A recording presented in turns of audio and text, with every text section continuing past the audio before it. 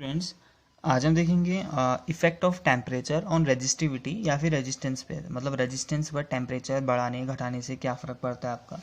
तो हमको पता है कि रेजिस्टेंस का फॉर्मूला क्या होता है। आर इज इक्वल टू होता है आपके पास M L upon N E square A tau.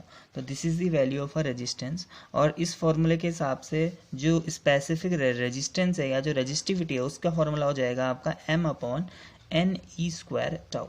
तो अब यहाँ समझना आपका, तो दोनों फॉर्मूले के हिसाब से जो रेजिस्टेंस होता है वो इन्वर्सली प्रोपोर्शनल होता है रिलैक्सेशन टाइम के, एंड जो रेजिस्टिविटी है that is also inversely proportional to relaxation time.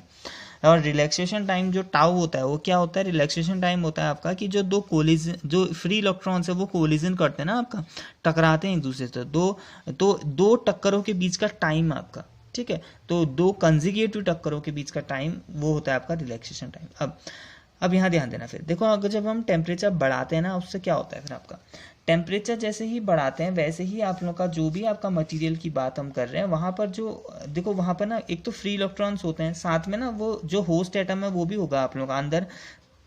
देखो फ्री इलेक्ट्रॉन कहीं से तो निकला होगा ना आपका, कहीं कहीं न्यूक्लियस होगा, उसके अराउंड आपके डिफरेंट सेल होंगे जिसमें इलेक्ट्रॉन घूम रहे होंगे। आउटर मोस्ट सेल का जो इलेक्ट्रॉन है वो घूम रहा है तो वो फ्री इलेक्ट्रॉन बना है, लेकिन अंदर की मटेरियल तो वहाँ होंगे ना आपका। तो इनसे ये जो फ्री इलेक्ट्रॉन है टकराते रहते हैं। अब होगा क्या, जैसे ही आप लोग टेम्परेचर बढ़ाते हैं, जब हम टेम्परेचर बढ़ाते हैं तो इनको एनर्जी मिलती है। एनर्जी मिलने से ना जो ये लोग हैं आप लोगों का, जो ये एटम्स हैं आप लोगों का जो यहाँ पर मौजूद है, ये वाइब्रेट करना स्टार्ट कर देते हैं। क्योंकि ये लोग क्या होते हैं ना, बहुत ही ज़्यादा क्लोजली पैक्ड होते हैं आपका, बहुत ही ज़्यादा आपका डेंस्ड होते हैं आपका, बहुत ज़्यादा नज़दीक होते हैं आप लोगों का, ठीक है, अट्रैक्शन से बधे रहते हैं बहुत ज़्यादा। तो ये मूव तो नहीं कर पाते हैं लेकिन अपनी जगह पर वाइब्रेट करना स्टार्ट करते हैं। तो जब ये अपनी जगह में वाइब्रेट करना स्टार्ट करते हैं तो ये जो इलेक्ट्रॉन है ये थोड़ा, इनकी जो टक्करें होती है ना वो थोड़ा जल्दी जल्दी होना स्टार्ट हो जाती है आपका, ठीक है। जिससे रिलैक्सेशन टाइम टाउ जो होता है वो क्या हो जाता है अपने आप कम। और अगर रिलैक्सेशन टाइम कम हो जाएगा तो उससे क्या हो जाएगा, उससे रेजिस्टिविटी एंड रेजिस्टेंस दोनों क्या हो जाएंगे आपके, इंक्रीज कर जाएंगे आपका। तो दिस इज अ सिंपल आपका एक्सप्लेनेशन कि टेम्परेचर बढ़ने से आपका रिलैक्सेशन टाइम हमेशा घट जाता है, जिसकी वजह से रेजिस्टेंस या रेजिस्टिविटी आपकी बढ़ जाती है आपका, ये याद रखना है आपका, ठीक है। तो टेम्परेचर बढ़ाओगे तो रेजिस्टेंस भी बढ़ जाएगा आपका। अब ये तो हो गया आप लोगों के। अब देखिए एग्जाम या बोर्ड्स में आपका एक न्यूमेरिकल आते हैं आपके, कि जैसे 0 डिग्री पर किसी का रेजिस्टेंस आपको गिवन होगा और बोलेगा कि 100 डिग्री में इसका टेम्परेचर कितना है आपका। तो इस टाइप के क्वेश्चंस कुछ अराइज होते हैं आप लोगों का। तो उसके लिए आप लोगों का एक फॉर्मूला है, जो एक्सपेरिमेंटल एक फॉर्मूला है आपका, कि R T is equal to R zero 1 plus alpha T. तो दिस इज अ फॉर्मूला जहां पर आर जीरो है आपका 0 डिग्री का रेजिस्टेंस, आर टी है टी डिग्री का resistance, and T is equal to T temperature आपका, ठीक है। तो आर जीरो का मतलब हो जाएगा आपका 0 डिग्री सेंटीग्रेड में जो भी आप लोगों का उसका क्या कहते हैं रेजिस्टेंस है। आर टी का मतलब हो जाएगा टी डिग्री सेंटीग्रेड में उसका जितना भी रेजिस्टेंस है, एंड टी, ठीक है। साथ में यहाँ पर एक दिक्कत है कि व्हाट इज एल्फा।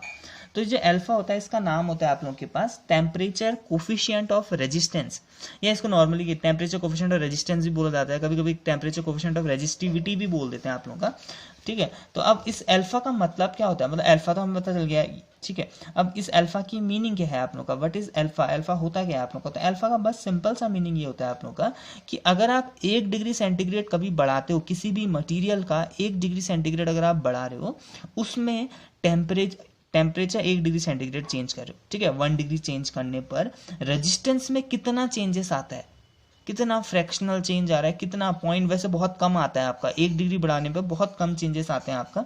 तो कितना चेंज आ रहा है दैट इज कॉल्ड आपका अल्फा, ठीक है। तो 1 डिग्री बढ़ाने पर कितना रेजिस्टेंस है, और ये सबके लिए अलग अलग होगा, जैसे कॉपर के लिए या कुछ और होगा, ठीक है, सिल्वर के लिए कुछ और होगा, ये रेजिस्टिविटी सबके लिए आपकी अलग अलग होगी, ठीक है।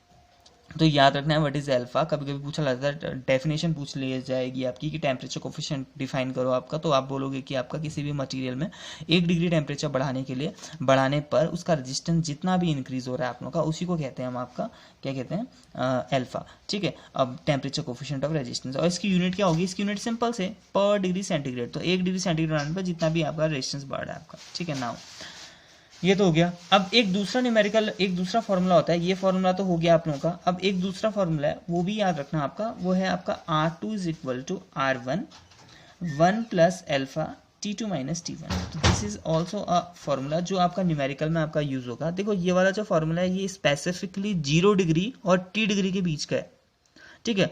लेकिन जरूरी नहीं है ना आपको 0 डिग्री और T डिग्री दिया रहेगा, कभी कभी ऐसे न्यूमेरिकल्स आ जाते हैं कि 10 डिग्री पर इतना रेजिस्टेंस है, तो बताओ 20 डिग्री में कितना होगा। ठीक हो गया, मतलब T1 0 डिग्री नहीं है ना, 10 1 आपका 5 और 10 ऐसे दे रखे हैं वैल्यूज, तो वहां पर आपका ये वाला आप फॉर्मूला यूज करोगे। वैसे ये इसी फॉर्मूले से ये फॉर्मूला भी आपका निकलता है आपका, लेकिन आपको डायरेक्टली याद होगा तो बहुत अच्छा है। ठीक है, तो R2 = R1 1 + alpha T2 - T1। तो दिस इज द टॉपिक। साथ में ना एक और चीज़ याद रखना आप लोगों का कि देखो हमको ये तो पता चल गया कि टेम्परेचर बढ़ाने से हमारा जो रेजिस्टेंस होता है वो बढ़ जाता है आपका। अब रेजिस्टेंस बढ़ गया तो कंडक्टिविटी में क्या आएगा, क्या इफेक्ट पड़ेगा कंडक्टिविटी में, तो कंडक्टिविटी ये याद रखना हमेशा घट जाती है आपका।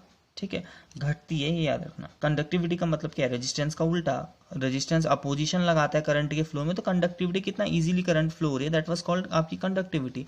तो टेम्परेचर बढ़ाने से आप लोग का जो कंडक्टिविटी होती है वो हमेशा क्या हो जाती है आपकी, घट जाती है आपका।